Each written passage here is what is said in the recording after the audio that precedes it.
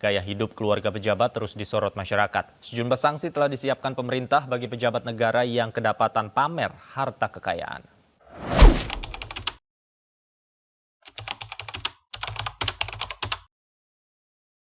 Saya akan menyitir satu kalimat yang pernah disampaikan oleh salah seorang ustadz kondang, ustadz nyentrik, yaitu Gus Miftah, yang mengatakan bahwa harta kekayaan itu ibarat celana dalam, boleh dipakai tapi nggak boleh dipamerkan ya. Para kaum wanita, perempuan ya, jangan suka pamer celana dalam. Apalagi celana dalam yang sedang dipakai ya, nggak boleh dipamerin. Siapa nih kalian yang suka ngintip-ngintip celana dalam perempuan yang lagi dipakai? Jangan ya. Ya. Tapi kadang ada juga sih yang memaksakan mencari atau ingin lihat celana dalam yang sedang dipakai oleh perempuan ya. Sampai dipaksa-paksain buka internet ya, googling ya, buka di Google, lihat perempuan yang sedang pakai celana dalam.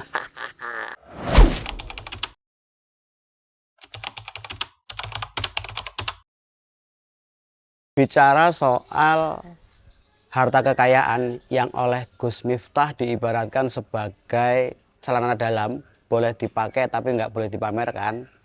Dalam beberapa waktu terakhir ini lagi viral nih, istri pejabat, anak pejabat, dan pejabat pamer harta kekayaan viral di media sosial.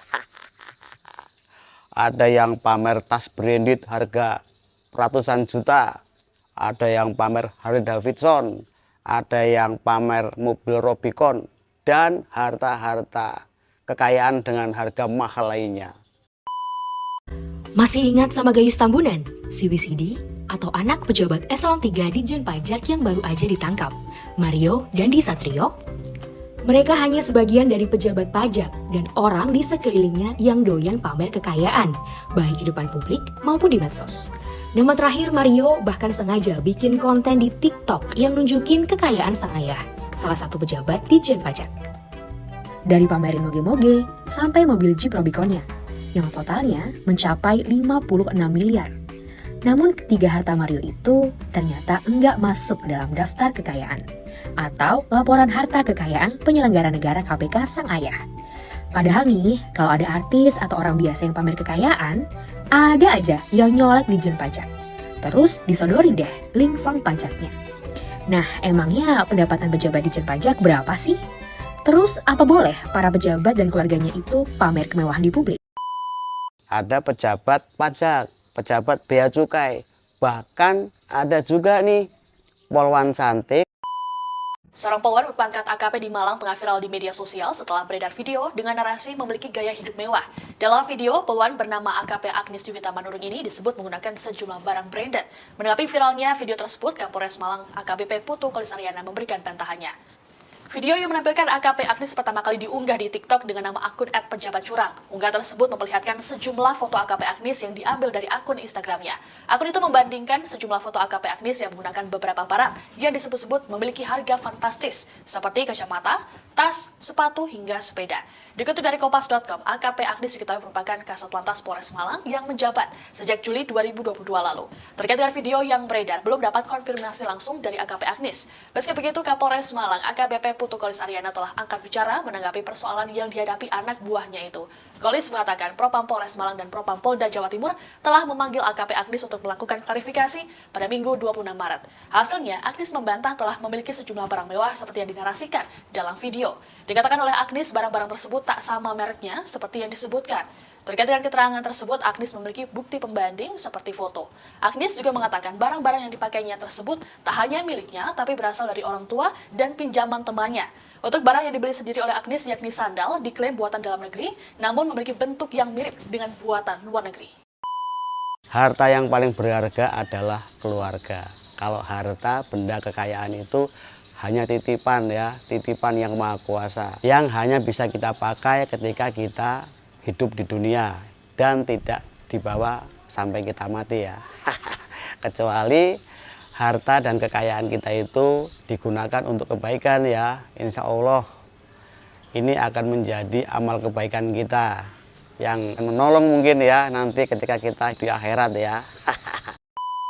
apalagi memamerkan harta kekayaan yang berlebihan dan di luar batas kewajaran. Ini pasti akan jadi perbincangan ya, diomongin orang-orang.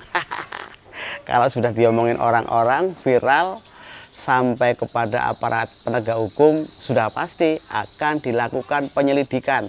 Contohnya banyak sih tuh ya, yang pegawai Dirjen Pajak dan sekarang sudah menjadi tersangka.